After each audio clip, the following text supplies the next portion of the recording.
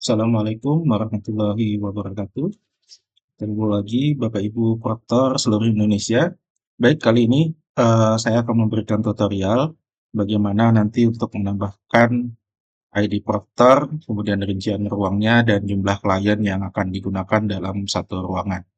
Baik, pertama-tama kita pahami dulu Bapak Ibu ketentuannya untuk mendapatkan ID Proktor dan passwordnya.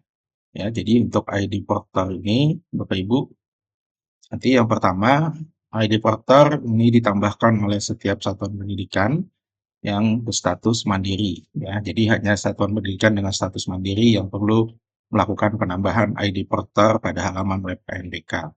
Nah, kemudian ID Porter dan password nanti ini digunakan untuk masuk ke halaman CBT Sync Porter atau aplikasi Porter Browser pada mode online atau exam browser admin pada mode semi online. Oke, selanjutnya Bapak Ibu, ID Porter ini dapat Bapak Ibu peroleh ya dengan menambahkan ID Porter pada halaman web ANBK. Nah, kemudian satu ID Porter dapat digunakan oleh satu orang porter dan menangani maksimal 15 komputer peserta pada setiap sesi pelaksanaan. Jadi kita ingat ya Bapak Ibu bahwa batas untuk setiap porter itu hanya menangani 15 komputer peserta pada setiap sesinya. Nah, kemudian Bapak Ibu, setiap satuan pendidikan dapat menambahkan ID porter sesuai dengan kebutuhan. Jadi misalkan nanti di satuan pendidikan itu hanya ada satu orang porter yang akan bertugas dalam satu ruangan, nah, maka cukup menambahkan satu ID porter. Nah, jika memang dibutuhkan, ya, Bapak Ibu dapat menambahkan lebih dari satu ID porter sesuai dengan kebutuhan dan kesiapan infrastruktur yang ada di satuan pendidikan tersebut. Nah, selanjutnya, Bapak Ibu, untuk password ini akan diberikan sesuai dengan ketentuan yang berikut. Oke, yang pertama untuk mode online, password ID porter ini hanya akan diberikan pada hari pelaksanaan. Ya. Kemudian untuk mode semi online, nah ini nanti akan diberikan sesuai dengan jadwal sinkronisasi. Nah, oke, kali ini saya juga langsung saja ya Bapak Ibu untuk menambahkan ID porter halaman anbk.kemdikbud.go.id. Kemudian klik enter ya. Kemudian kita masukkan username ya. Kemudian masukkan juga password.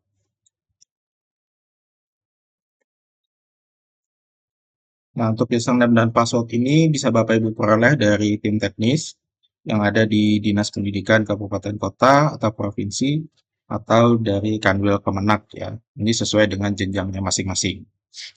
Oke, kemudian kita masukkan kode keamanan yang tertampil pada gambar di bagian atas.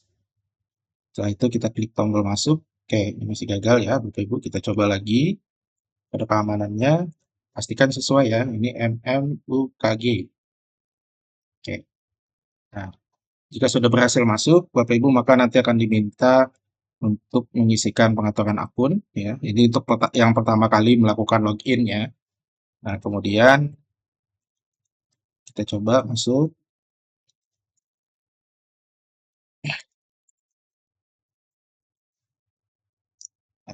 Dan kita klik simpan ya. Ketika data sudah tersimpan, maka menu yang ada di bagian sebelah kiri ini akan menjadi lengkap ya Bapak Ibu.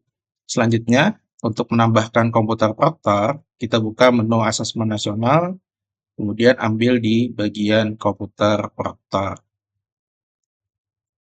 Nah, ini untuk menambahkan uh, akun atau ID porter, Bapak Ibu. Nah, ini untuk sekolah yang ditumpangi juga ya.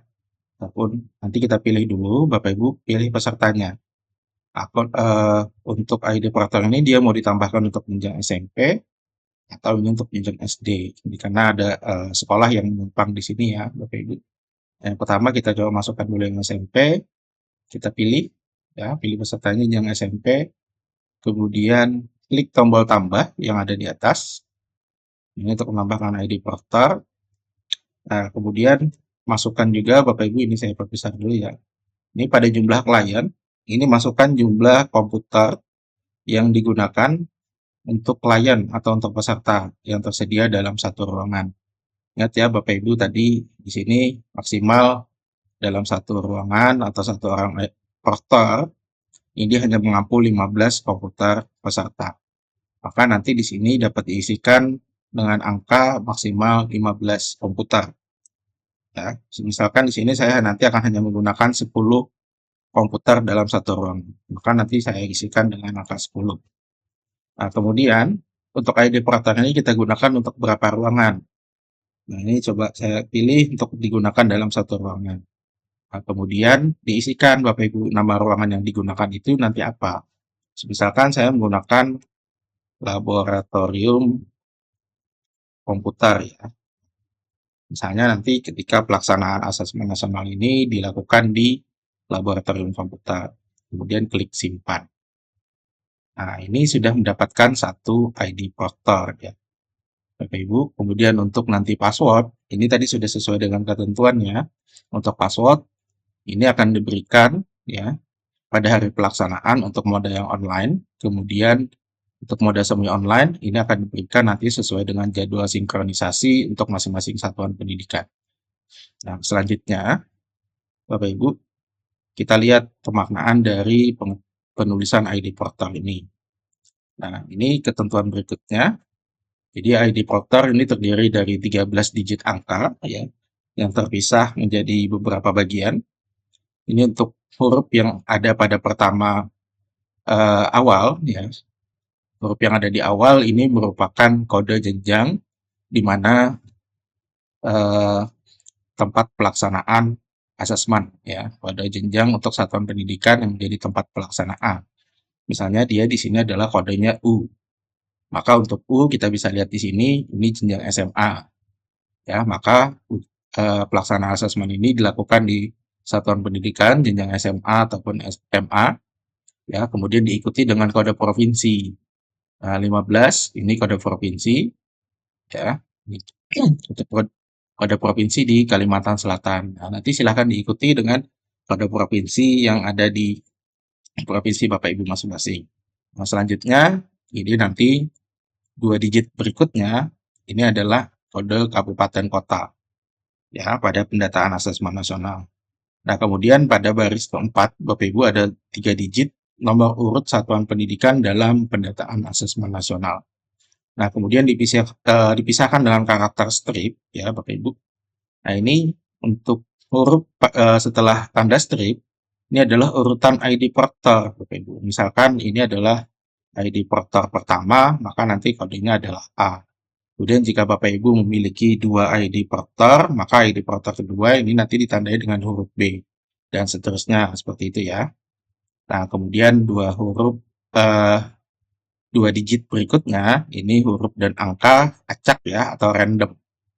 Nah, yang terakhir ini untuk kode jenjang satuan pendidikan yang melaksanakan. Nah, ini kita bisa lihat di sini C, maka di sini adalah paket C. Maka kita bisa mengartikan bahwa ID porter ini digunakan oleh jenjang paket C yang menumpang di satuan pendidikan SMA. Nah, ketentuan berikutnya, untuk satu ID porter hanya dapat digunakan untuk satu jenjang yang sama. Nah, kemudian satuan pendidikan yang ditumpangi satuan pendidikan lain yang berbeda jenjang harus menambahkan ID porter yang berbeda. Ingat ya Bapak Ibu, apabila jenjangnya berbeda. Tapi jika memang jenjangnya sama, maka tidak perlu menambahkan ID porter tambahan. Nah, ini coba kita contoh kasus bahwa di SMP Negeri 1 Pulau Laut Tanjung Selayar ini dia ditumpangi oleh satuan pendidikan SD ya. Nah, maka nanti si porter ini harus menambahkan lagi. Nah, dengan memilih jenjang ya, pilih peserta, kemudian pilih yang untuk SDMI. Nah, ini masih kosong ya. Kita sekarang menambahkan untuk pelaksanaan yang SD-nya. Oke, kita klik lagi tambah. Kemudian jumlah kliennya tadi silahkan diisikan kembali berapa jumlah komputer yang tersedia dalam satu ruangan ya, yang nanti akan digunakan untuk peserta asesmen nasional.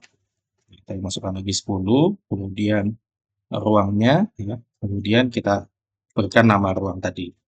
Tadi kan kita melaksanakan di laboratorium komputer. Oke, nah berikutnya nanti klik simpan. Nah, maka sudah ada satu ID Proctor yang bisa digunakan untuk nanti jenjang SD ya, Bapak Ibu. Nah, kita bisa melihat di sini.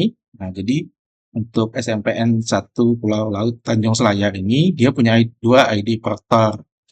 Jadi satu yang pertama ID Proctor ini untuk satuan pendidikan jenjang SMP yang kemudian digunakan untuk pelaksanaan SMP. Ya, kita bisa melihat pada huruf yang ada pada akhir digit ya, ID Proctor. Nah, sedangkan yang di bagian atas ini Bapak Ibu adalah ID Proctor yang dimiliki oleh SMPN 1 Pulau Laut Tanjung Selayar ini, tapi digunakan untuk nanti pelaksanaan jenjang SD. Nah, maka di akhir digit ini ditandai dengan huruf D. Nah, itu ya Bapak Ibu. Jadi kemudian kalau semisalkan nanti ada kesalahan data nih misalnya, Bapak Ibu ingin merubah jumlah klien atau ingin merubah nama ruangan yang digunakan, ini tidak perlu dihapus dulu Bapak Ibu.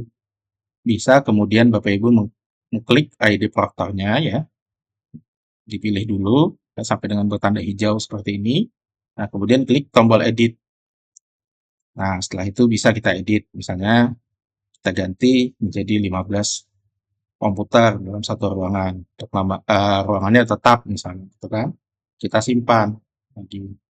Nah, maka jumlah kliennya ini berubah menjadi 15. Nah, kemudian kalau misalkan, oh ternyata saya menambahkannya kelebihan nih, saya hanya butuh satu, tapi ternyata saya menambahkan ID Portal sampai 2 kali. Nah, ini silahkan nanti Bapak Ibu pilih untuk ID Portal yang mau dihapus atau dihilangkan. Silahkan diklik saja. Nah, ini misalnya seperti ini ya. Kemudian klik tombol hapus ya. Ini persetujuan untuk menghapus.